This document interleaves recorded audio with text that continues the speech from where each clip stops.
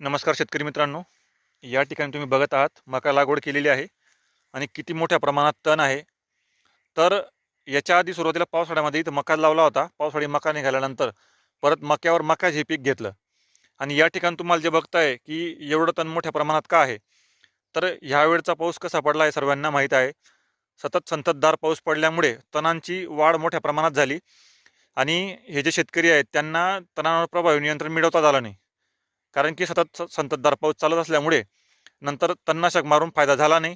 त्यांनी प्रयत्न केले बरेच तणनाशक मारायचे, पण उपयोग झाला नाही. त्यामुळे ज्यावेळेस मका मोठा झाला त्यावेळेस तर काही तणनाशकाची फवारणी करता येत नाही. त्यावेळेस मग त्याचे बियाणं भरपूर मोठ्या प्रमाणात पडलं खाली तणांचं.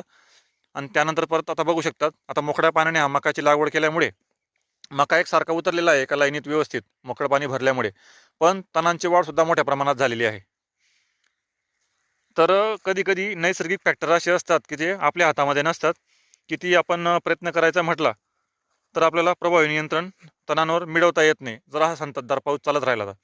आता आपला तुम्ही SRTचे व्हिडिओ पाहिले, त्याच्यात पण तसंच झालं. बऱ्याचदा आपल्याला कमीत कमी 5-6 वेळेस फवारण्या घ्याव्या लागल्या तणनाशकाच्या. तेव्हा काही प्रमाणात आपल्याला त्याच्यामध्ये यश मिळालं तणांचं नियंत्रण करण्यामध्ये. पण आता ज्या वेळेस आम्ही SRT हरभरा लागवड केला आहे बेडवर, तर त्याच्यावर परत तणांचा प्रादुर्भाव मोठ्या प्रमाणात झालेला आहे. कारण कशामुळे तर तेच मागच्या पावसामुळे जे आम्ही तणांवर नियंत्रण मिळवलं, पण बाकी बरेचसे जे तणांचे झाडं होते त्यांचे बियाणं परिपक्व झाल्यामुळे परत बियाणं ते खाली पडले आणि परत तणांची वाढ झालेली आहे. तर अशा समस्या असतात आणि त्यामुळे शेतकऱ्याचा खर्च वाढतो. म्हणून ही एक मोठी समस्या आहे. पण SRTमध्ये आपल्याला फायदा असा आहे की ते तणनाशक मारल्यानंतर त्या खताचा परिपूर्ण लाभ होतो, जर आपण ते ग्लायफोसेट मारत असू तर. तर इथं बघू शकतात. आणि बऱ्याच शेतकऱ्यांचे डाऊट असतात मक्यावर, मका पीक घ्यायला पाहिजे का नाही.